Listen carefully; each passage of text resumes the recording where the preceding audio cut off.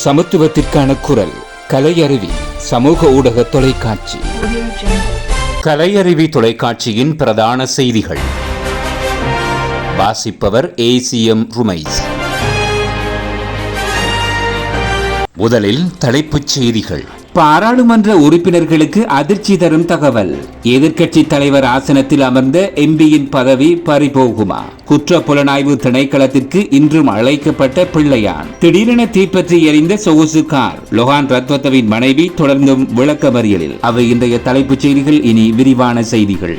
அனைத்து பாராளுமன்ற உறுப்பினர்களுக்கும் குறைந்த எரிபொருள் செலவுடைய வாகனம் வழங்கப்படும் என பொதுமக்கள் பாதுகாப்பு மற்றும் பாராளுமன்ற விவகாரங்கள் அமைச்சு தெரிவித்துள்ளது.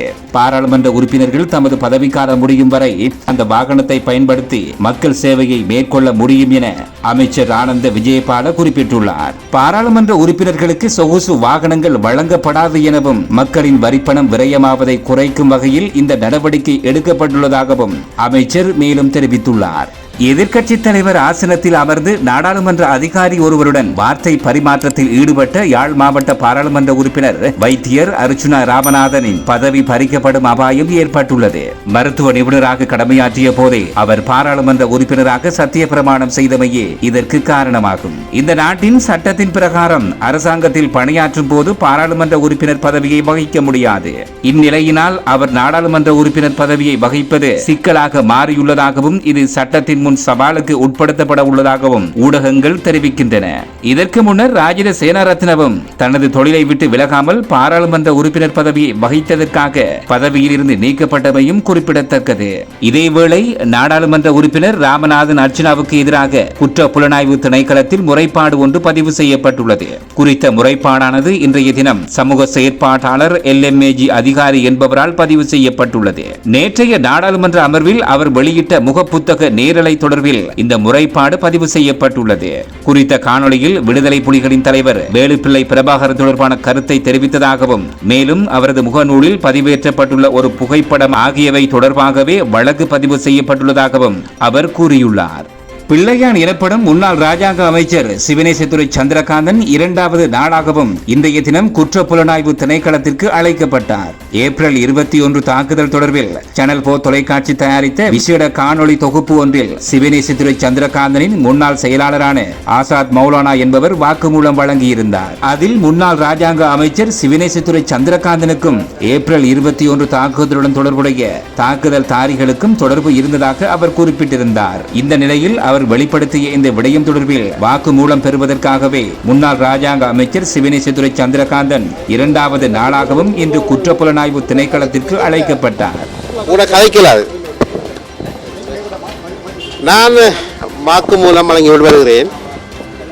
உங்களுக்கு தெரியும், ஈஸ்டர் குண்டு தாக்கல் சம்பந்தமாக இன்னை ஆசாத் மௌலானா சனம் போல இழுத்து விட்டிருக்கிறார். அதை பிழை என்பது தெரியும். இருந்தாலும் சந்தேகமுள்ளவர்களை தெளிவுபடுத்த வேண்டிய பொறுப்புள்ளவரின் அடிப்படையிலே நான் பாராளுமன்றத்திலே குறிப்பிட்டது போல நடந்து முடிந்த இந்த குண்டுதாக்கல் சம்பந்தமாக ஷியரினார் கேட்கப்பட்ட கேள்விகளுக்கு அவர்களுக்கு தெளிவில்லா விடயங்களை தெளிவுபடுத்திவிட்டு வருகிறேன். நன்றி, வணக்கம். பத்தரமுல்லையிலிருந்து கொஸ்வத்தை நோக்கி பயணித்த சொகுசு கார் ஒன்று இன்று திடீரென தீப்பற்றி எரிந்துள்ளதாக போலீசார் தெரிவித்தனர். இந்த தீ விபத்தின் போது எவருக்கும் எந்தவித காயங்களும் ஏற்படவில்லை எனவும் கோட்டை மாநகர சபையின் தீயணைப்பு படையினர் இணைந்து தீ பரவலை கட்டுப்படுத்தியுள்ளதாகவும் போலீசார் தெரிவித்தனர். தீப்பற்றியதில் குறித்த சொகுசு கார் முற்றாக சேதமடைந்துள்ளதாகவும் தெரிவிக்கப்படுகின்றது. சர்வதேச நாணய நிதியத்துடன் நடத்தப்பட்ட 3வது மீளாய்வு கலந்துரையாடல் இன்று ஜனாதிபதி அலுவலகத்தில் இடம்பெற்றது. இதில் சர்வதேச நாணய நிதியத்தின் சார்பில் சிரேஷ்ட தூதுக்குழு பிரதானி பீட்டர் ஃப்ரூவர் உள்ளிட்ட பிரதிநிதிகள் கலந்து கொண்டிருந்ததுடன் இலங்கை அரசாங்கம் சார்பில் பொருளாதார அபிவிருத்தி பிரதி அமைச்சர் பேராசிரியர் அனில் ஜெயந்த பெர்னாண்டோ உள்ளிட்ட குழுவினர் கலந்து கொண்டனர்.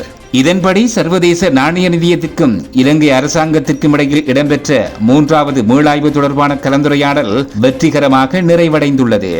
சட்ட விரோதமான முறையில் வாகனம் ஒன்றை பயன்படுத்திய சம்பவம் தொடர்பில் விளக்கமறியலில் வைக்கப்பட்டிருந்த முன்னாள் ராஜாங்க அமைச்சர் லொஹான் ரத்வத்தவின் மனைவி சசி பிரபா ரத்வத்தவை எதிர்வரும் டிசம்பர் மாதம் 2ஆம் தேதி வரை தொடர்ந்தும் விளக்கமறியலில் வைக்க உத்தரவு பிறப்பிக்கப்பட்டுள்ளது. நுகேகொட நீதவான் நீதிமன்றில் அவரை இன்று முன்னிலைப்படுத்திய போதே இந்த உத்தரவு பிறப்பிக்கப்பட்டுள்ளது. இத்துடன் இன்றைய பிரதான செய்திகள் முடிவடைந்தன.